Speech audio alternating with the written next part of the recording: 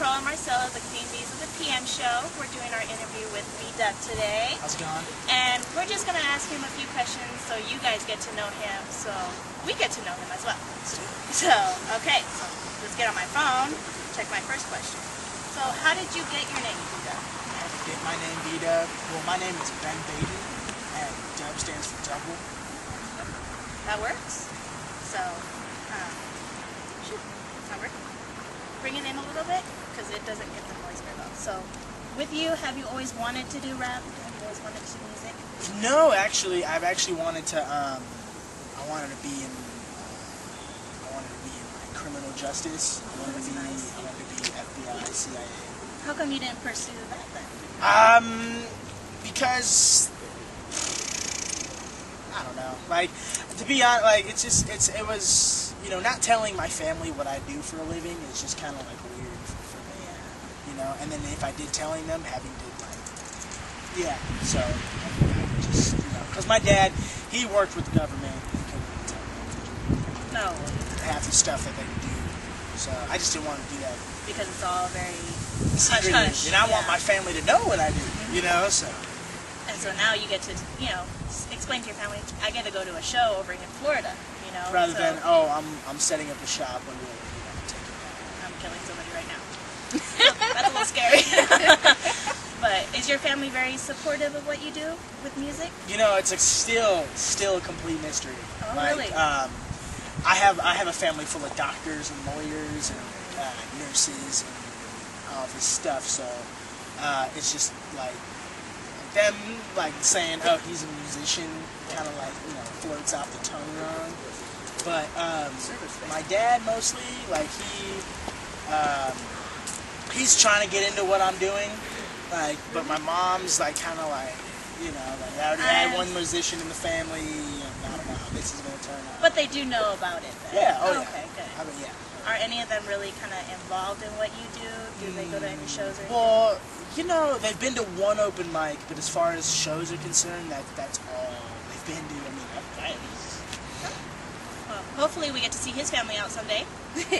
But other than that, I mean, who is your ultimate idol that you would love to, you know, explain to the viewers? Idol? Right now, like, as far as idols are concerned, probably the biggest one I have is Steve Jobs.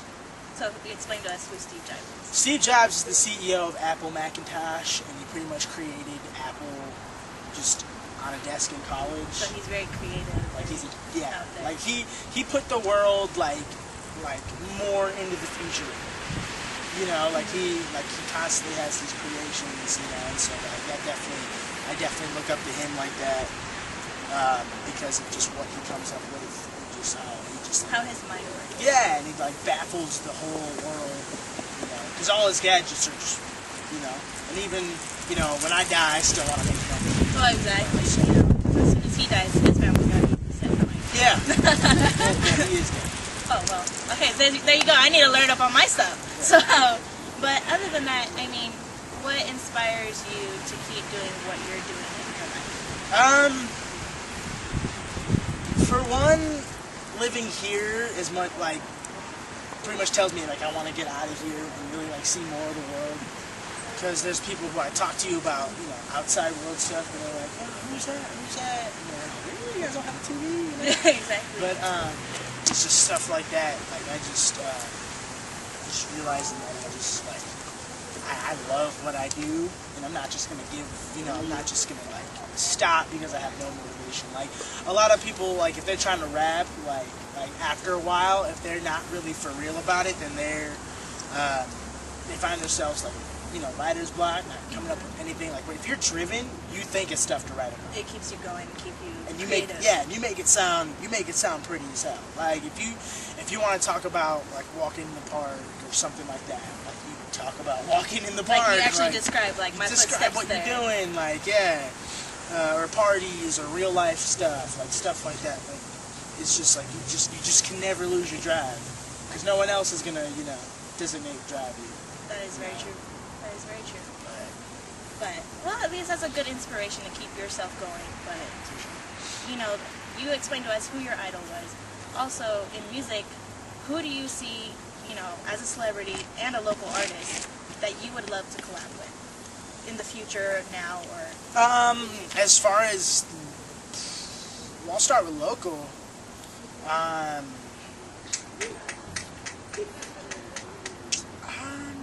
Well, when Confuse It gets older, I definitely want to work with him because he's definitely got, his lyrics are there. He's got the potential. Yeah, I can definitely see him doing stuff. Like definitely if he keeps, you know, if he wants to have that drive. And then so when celebrities like just, wow, there's a lot of people who I want to collab with right now. Who's the ultimate one though? Ultimately, the Dead one, or alive? Dead or alive. Well, okay, I wanted to collab. Dead, I wanted to collab with Big L because I just love just his wordplay. And now, who I really want to collab with mostly is this guy named Big Crit. Oh, Like, is he he's just new or he got signed, I think in 2007. Okay, so he's still fairly new then. He's blowing up. Like he's had 3 mixtapes, but he's been doing a bunch of work since '05. I think he belongs to Def Jam, but just definitely just something like down to earth who I just definitely would love to just work with. That sounds good. So, you know, getting back to you and what you do, local music, how did you get involved with the Red Ants? How I got involved with the Red Ants is, well, I was sitting at my desk at home just doing homework, and then I had just finished recording a song at the Grove Studios with Bobby Kiro, and just I got a call, well, I got an email from DJ True of the Red Ants saying, hey, we're in the Red Ants, this is what I do, you know, just, you're not the only, you know, local rapper out here, because I have a couple others, and there's a bunch in LA, and he was telling me about the Red Ants, and I'm like, that's cool, like, I'm not,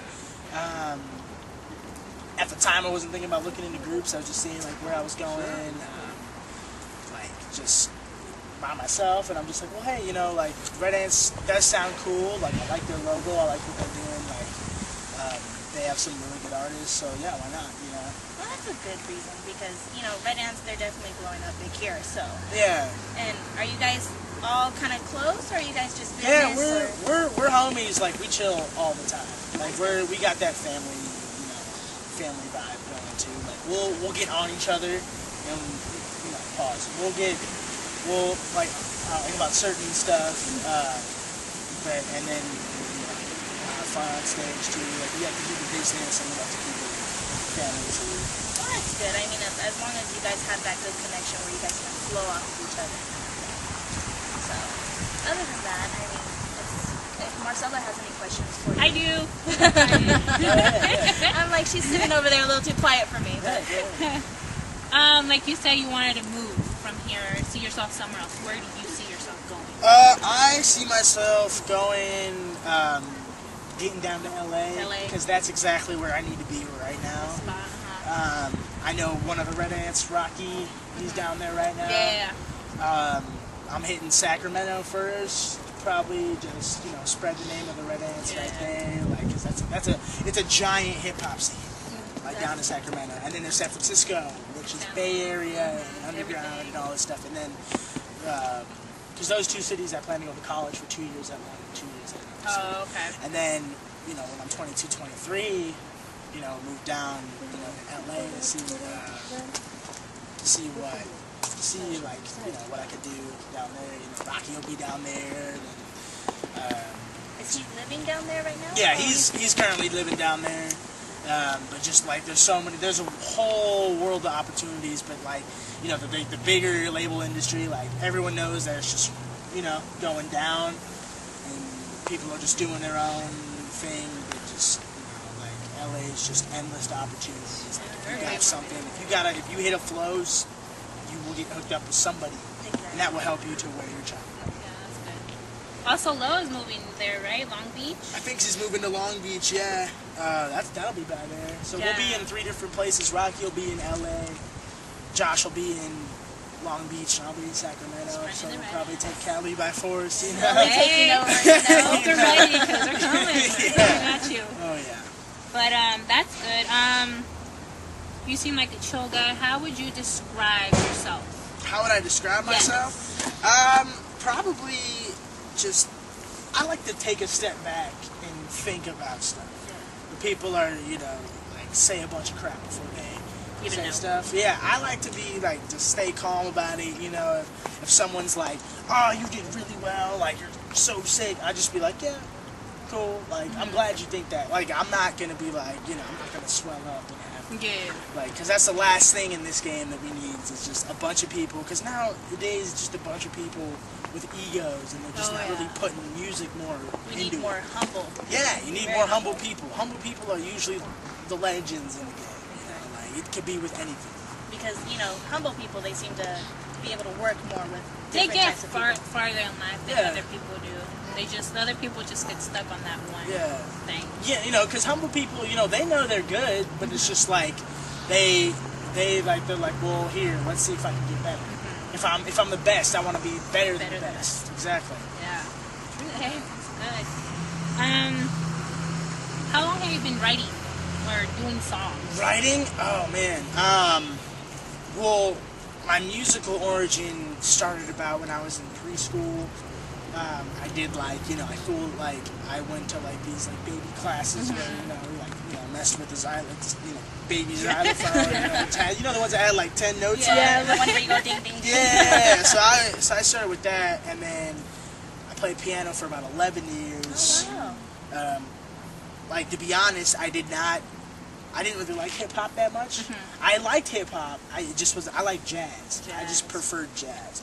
But and hip hop wasn't allowed in my house. But I was like, well, I want to branch out and see what other there are. And then I heard hip hop, and I'm just like, whoa, what's this? You know, my brother would just come by and, you know, freestyle all the time. And I think the first record I ever got was the Dr. Dre vinyl for my birthday.